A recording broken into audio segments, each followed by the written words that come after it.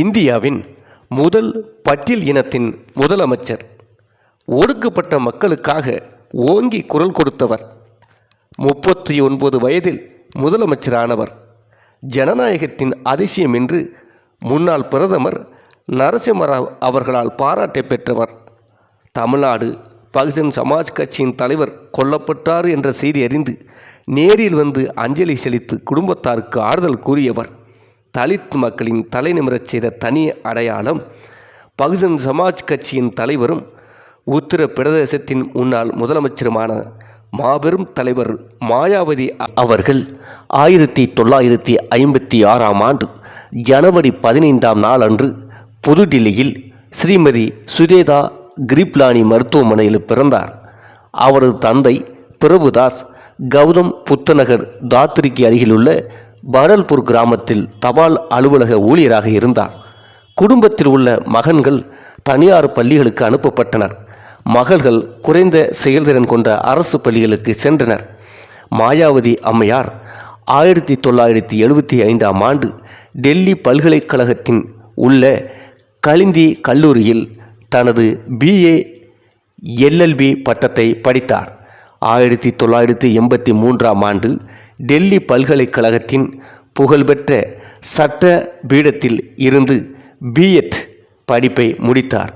1976இல் மீரட் பல்கலைக்கழகத்தின் காசியாபாத் VMLG கல்லூரியிலிருந்து இதை முடித்தார். டெல்லியில் உள்ள இந்தர்புரி JJ காலனியில் ஆசிரியராக ஆரம்ப காலத்தில் பணிபுரிந்தார். மேலும் இந்திய நிர்வாக பணிகள் தேர்வுகளுக்கு படித்து கொண்டிருந்தார். அப்போது பட்டியல் சாதிகள் மற்றும் பழங்குடியினர் மற்றும் பிற பிற்படுத்தப்பட்ட சாதிகள் அரசியல்வாதி கன்ஷிராம் 1977இல் அவரது குடும்ப வீட்டுக்கு சென்றார். வாழ்க்கை வரலாற்றாசிரியர் அஜய் போஸின் கூற்றுப்படி ராம் அவரிடம் கூறினார், ஒரு நாள் உங்களை இவ்வளவு பெரிய தலைவராக மாற்ற முடியும். உங்கள் உத்தரவுக்கு ஒரு முழு IAS அதிகாரிகள் வரிசையாக நிற்கிறார்கள். 1984இல் கன்ஷிராம் பகுஜன் சமாஜ் கட்சியை நிறுவிய போது அவரை தனது குழுவில் ஒரு உறுப்பினராக சேர்த்து கொண்டார். அவரை அரசியலில் இழுக்க வேண்டும் என்ற ஆர்வம் அவருக்கு இருந்தது. மாயாவதி அவர்கள் முதலில் பாராளுமன்றத்துக்கு தேர்ந்தெடுக்கப்பட்டார். ஆரம்ப காலத்தில் 1984ஆம் ஆண்டில் BSPயை நிறுவினார். BR அம்பேத்கரின் தாக்கத்தால் கட்சியின் முதன்மை கவனம் பட்டியல் சாதிகள் மற்றும் பழங்குடியினர் மற்றும் பிற பிற்படுத்தப்பட்ட குழுக்களின் நிலைமையை மேம்படுத்துவது, கொள்கை சீர்திருத்தம், அரசு பதவிகளுக்கு அட்டவணைப்படுத்தப்பட்ட உறுப்பினர்களை பணியமர்த்துவதில் உறுதியான நடவடிக்கை மற்றும் கிராமப்புற வளர்ச்சி திட்டங்களை வழங்குதல் போன்றவற்றில் கவனம் செலுத்தினார். இந்தியாவில் இடஒதுக்கீடு என்பது பல்கலைக்கழகங்களில் அரசாங்க பதவிகள் மற்றும் இடங்களின் சதவீதத்தில் பிற்படுத்தப்பட்ட வகுப்பினர் மற்றும் தாழ்த்தப்பட்ட சமுதாயம் மற்றும் பழங்குடியினருக்கு ஒதுக்கப்பட்ட ஒரு அமைப்பாகும். மாயாவதி தனது அரசியல் வாழ்க்கை முழுவதும் அரசு மற்றும் தனியார் துறைகளில் பிற்படுத்தப்பட்ட வகுப்பினருக்கான இடஒதுக்கீட்டை ஆதரித்தார். ஒதுக்கீட்டின் அதிகரிப்பு மற்றும் மத சிறுபான்மையினர் மற்றும் பொருளாதார ரீதியாக பலவீனமான உயர் சாதியினர் போன்ற சமூகங்களை இணைத்தார். ஆகஸ்ட் 2012இல் ஒரு மசோதா அங்கீகரிக்கப்பட்டது. இது அரசியலமைப்பை திருத்துவதற்கான செயல்முறையை தொடங்குகிறது. இதனால் இடஒதுக்கீடு முறையை அரசு வேலைகளில் பதவி உயர்வுகளுக்கு விரிவுபடுத்த முடியும் என நம்பினார். மாயாவதியின் வாழ்க்கை ஜனநாயகத்தின் அதிசயம் என்று இந்தியாவின் முன்னாள் பிரதம மந்திரி V.V. நரசிம்மராவ் அவரால் பாராட்டுகளையும் பெற்றார். மில்லியன் கணக்கான தலித் ஆதரவாளர்கள் அவரை ஒரு சின்னமாக பார்க்கிறார்கள். பெஹன் ஜி என்று குறிப்பிடுகிறார்கள், அதாவது சகோதரி என்று அர்த்தம். அவரது பொதுக்கூட்டங்களில் ஏராளமான பார்வையாளர்கள் கலந்து கொள்கிறார்கள். அவர்கள் கன்ஷிராம் கா கமிஷன் அதூரா கரேகி பெஹன் மாயாவதி பூரா, அதாவது கன்ஷிராமின் நிறைவேற்றப்படாத பணி மாயாவதியால் முடிக்கப்படும் என்ற அர்த்தம். பெஹன்சி தும் சங்கர்ஷ் கரே ஹம் தும்ஹரே போன்ற முழக்கங்களை பயன்படுத்துகிறது. சாத் ஹைன், அதாவது சகோதரி உங்கள் போராட்டத்தை முன்னெடுத்து செல்லுங்கள், நாங்கள் உங்களுடன் இருக்கிறோம் என்று அதற்கு அர்த்தம். இவ்வாறு அவருக்கு ஆதரவாக பல மக்கள் இருந்தும் வருகிறார்கள். 1984 தனது முதல் தேர்தல் பிரச்சாரத்தில் பிஎஸ்பி முசாபர் நகர் மாவட்டத்தில் உள்ள கைரானா மக்களவை தொகுதியிலும் 1985 பிஜ்னூரிலும் 1987 ஹரித்துவாரிலும் மாயாவதியை நிறுத்தியது. 1989 அவர் பிஜ்னோரின் பிரதிநிதியாக தேர்ந்தெடுக்கப்பட்டார். 1,83,189 வாக்குகள் பெற்ற அவர் 8,879 வாக்குகள் வித்தியாசத்தில் வெற்றியும் பெற்றார். பிஎஸ்பி வீட்டின் கட்டுப்பாட்டை வெல்லவில்லை என்றாலும் தேர்தல் அனுபவம் மாயாவதி அவர்களுக்கு அடுத்த 5 ஆண்டுகளில் கணிசமான செயல்பாடுகளை ஏற்படுத்தியது. ஏனென்றால் அவர் மக்சூத் அகமது மற்றும் பிற அமைப்பாளர்களுடன் பணியாற்றினார். கட்சி 1989 தேசிய தேர்தலில் 3 இடங்களையும் 1991 2 இடங்களையும் பெற்றது. மாயாவதி அவர்கள் 1994 உத்தரப்பிரதேசத்தின் மாநிலங்களவை மேலவையில் முதலில் தேர்ந்தெடுக்கப்பட்டார். 1995 அவர் தனது கட்சியின் தலைவராகவும் குறுகிய கால கூட்டணி அரசாங்கத்தில் முதல்வராகவும் இளைய முதல்வராகவும் ஆனார். அதாவது தனது 39 வயதில் முதலமைச்சரானார். அதுவரை மாநிலத்தின் வரலாறு இந்தியாவின் முதல் பெண் தலித் முதல்வர் என்று இல்லாமல் இருந்தது. அதை சாதித்தவர் இவர். முதல் தலித் முதலமைச்சர் என்ற பெயரையும் புகழையும் பெற்றார். 1996 2 வெவ்வேறு தொகுதிகளில் மக்களவைக்கு தேர்தலில் வெற்றி பெற்று ஹரோராவிற்கு பணியாற்ற தேர்வு செய்தார். 1997 குறுகிய காலத்திற்கு மீண்டும் முதலமைச்சரானார். பின்னர் 2002 முதல் 2003 வரை பாரதிய ஜனதா கட்சியின் கூட்டணியில் இருந்தார். 2001 ராம் அவரை கட்சி தலைமைக்கு வாரிசாக நியமித்தார். 15 டிசம்பர் 2001 அன்று லக்னோ பேரணியில் உரையாற்றிய கன்ஷிராம் மாயாவதி அவர்களை தனது வாரிசாக அறிவித்தார். 2003 செப்டம்பர் 18 பிஎஸ்பி அதாவது பகுஜன் சமாஜ் பார்ட்டியின் தேசிய தலைவராக தேர்ந்தெடுக்கப்பட்டார். 2006 ஆகஸ்ட் 27 அன்று தொடர்ந்து 2வது முறையாக போட்டியின்றி தேர்ந்தெடுக்கப்பட்டார். முதலமைச்சராக மாயாவதி திறமையான நிர்வாகத்தை உத்தரப்பிரதேசத்தில் கொண்டு வந்தார் மற்றும் சட்டம் ஒழுங்கை மேம்படுத்துவதில் புகழ் பெற்றார். உத்தரப்பிரதேசத்தை உயர்ந்ததற்கு இவர் முதலமைச்சராக இருந்த காலகட்டத்தின் நல்ல திட்டங்களையும் எதிர்க்கட்சிகள் மற்றும் பிற போட்டியாளர்களிடமிருந்து கூட பாராட்டுகளை பெற்றார். 2007 நில அபகரிப்பு வழக்கில் குற்றம் சாட்டப்பட்ட அவரது சொந்த அரசியல் கட்சியின் எம்பி உமாகாந்த் யாதவ் அவரது உத்தரவின் பேரில் அவரது குடியிருப்புக்கு அருகில் கைது செய்யப்பட்டார். தவறு செய்தவர்கள் சொந்த கட்சியாக இருந்தாலும் தண்டிக்கப்பட்டார்கள். அந்தளவுக்கு நேர்மையான அரசியலை முன்னெடுத்தார். செப்டம்பர் அக்டோபர் 2010 அயோத்தி தீர்ப்பின் போது அவரது அரசு சட்டம் மற்றும் ஒழுங்கை பராமரித்தது. மேலும் மாநிலம் அமைதியாக இருந்தது. அவர் பதவியில் இருந்த காலத்தில் பல உயர்மட்ட குற்றவாளிகள் மற்றும் மாஃபியா டான்கள் சிறையில் அடைக்கப்பட்டார்கள். வலுவான கற்பழிப்பு எதிர்ப்பு சட்டங்களுக்கு அழைப்பு விடுத்தார். குறைவான கலகங்கள், குறைந்த கற்பழிப்புகள் மற்றும் குறைவான ஊழல்கள் என கொஞ்சம் கொஞ்சமாக உத்தரப்பிரதேசத்தில் குறைந்தன. முந்தைய அல்லது அடுத்தடுத்த அரசாங்கங்களுடன் ஒப்பிடுகையில் அவரது பதவிக்காலம் மிகவும் சிறப்பாக இருந்தது. 2007-2012 சட்டமன்றத்தில் 2012 தேர்ந்தெடுக்கப்பட்ட சட்டமன்றத்தில் 271 கோடீஸ்வரருடன் ஒப்பிடுகையில் 124 எம்எல்ஏக்கள் மட்டுமே கோடீஸ்வரராக இருந்தனர். உத்தரப்பிரதேசம் ஜிடிபி வளர்ச்சி விகிதத்தை 17% எட்டியுள்ளது மற்றும் மாயாவதி அவர்களின் ஆட்சியில் குறைவான குற்றங்கள் முந்தைய மற்றும் அடுத்தடுத்த அரசாங்க ஒப்பிடுகையில் மிகவும் குற்றங்கள் வழக்குகள் குறைக்கப்பட்டன. மாயாவதி அவர்கள் 1995 முதல் 3 முதல் அக்டோபர் 18 1995 வரை பாரதிய ஜனதா கட்சி ஆதரவுடன் முதல்வராக பதவி வைத்தார். இந்த காலகட்டத்தில் அம்பேத்கர் நகர் மாவட்டம் மற்றும் உதம் சிங் நகர் மாவட்டம் என்ற புதிய மாவட்டங்கள் உருவாக்கப்பட்டன. அவரது 2வது பதவிக்காலம் 21 மார்ச் 1997 முதல் செப்டம்பர் 1997 வரை இருந்தது. அவரது அரசில் ஒரு இயக்கம் ஆயிரக்கணக்கான நிலமற்ற குடியிருப்பாளர்களுக்கு பட்டாக்கள் மற்றும் கிராம சபை நிலவங்களை குத்தகைக்கு வழங்கியது. ஏப்ரல் 1997 அவர் கௌதம் புத் நகர் மாவட்டத்தை காசியாபாத் மாவட்டத்திலிருந்து உருவாக்கினார். கௌசாம்பி மாவட்டம் அலகாபாத் மாவட்டத்திலிருந்து பிரிக்கப்பட்டது மற்றும் ஜோதிபா பூலே நகர் மாவட்டம் இப்போது அம்ரோஹா மாவட்டம் என்று அழைக்கப்படுகிறது.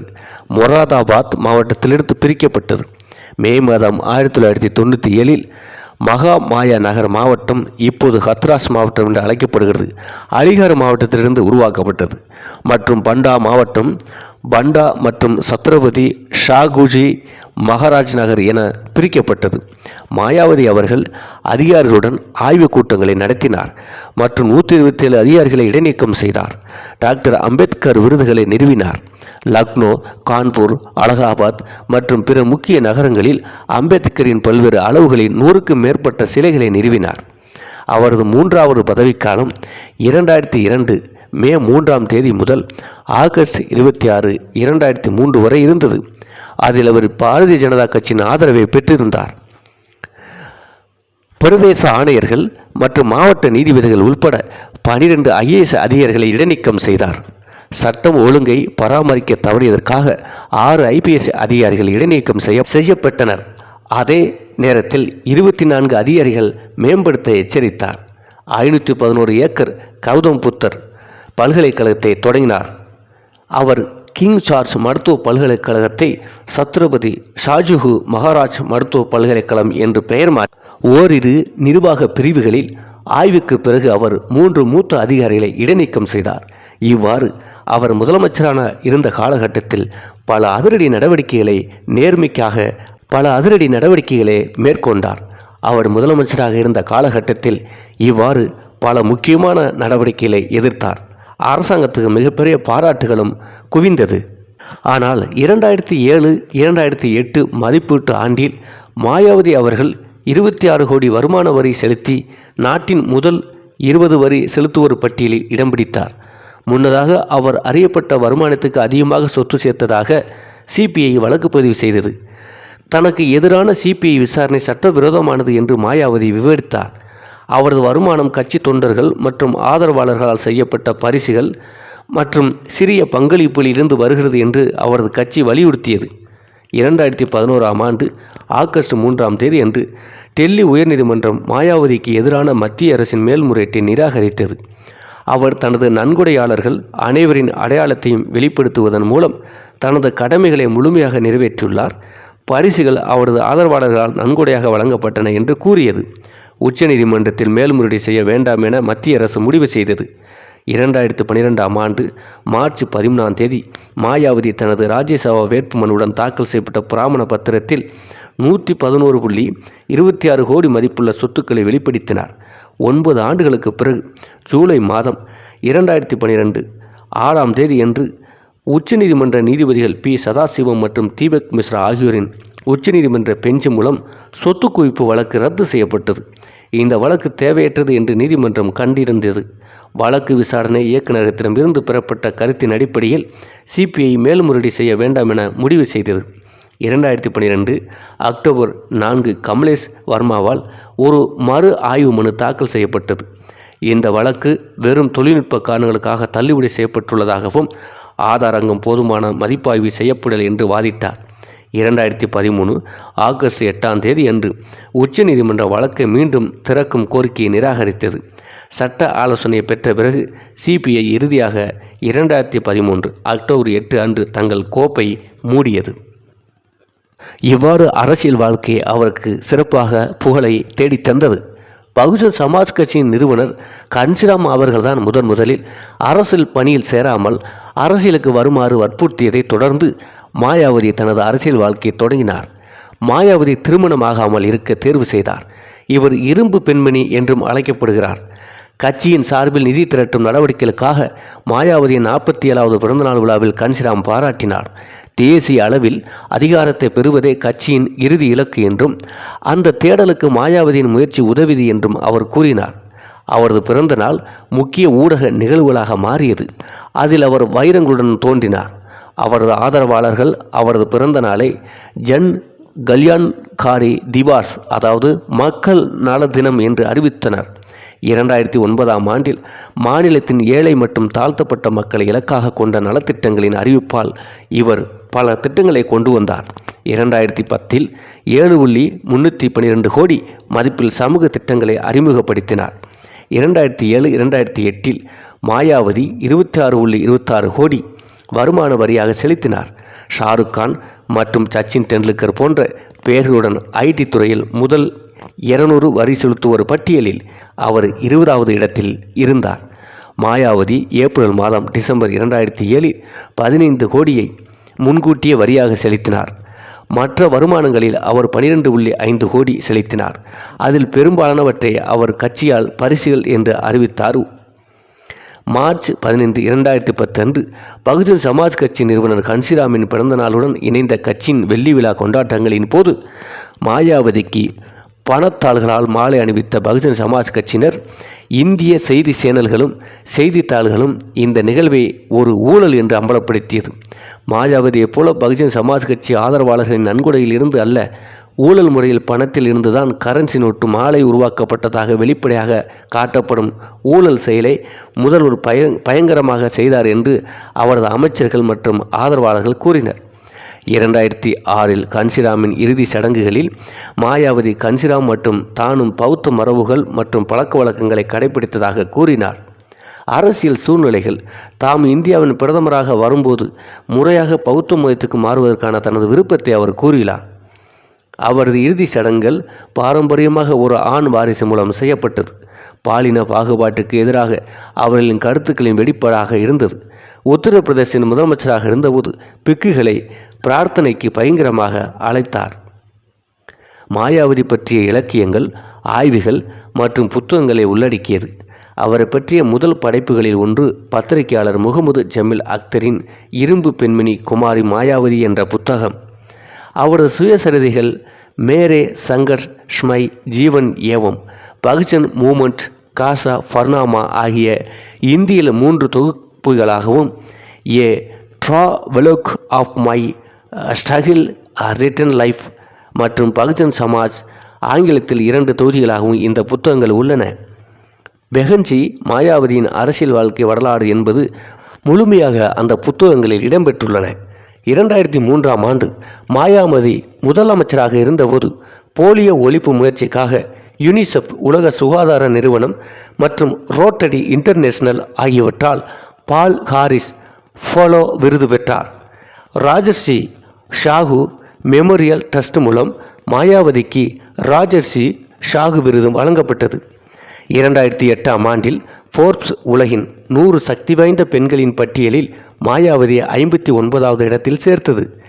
நியூஸ் லீக்கின் சிறந்த பெண் சாதனையாளர் பட்டியலில் தோன்றினார்.